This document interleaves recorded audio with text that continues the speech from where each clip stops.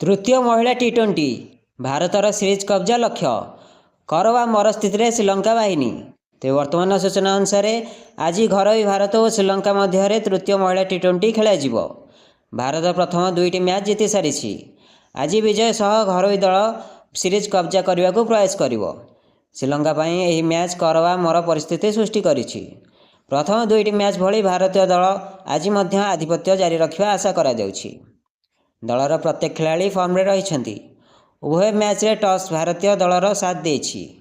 मात्र greenfield stadium रो pitch batting पई base अनुकूल थिबारु प्रथम बैटिंग सुजोग को भारत हाथ छड़ा करिवो नाही।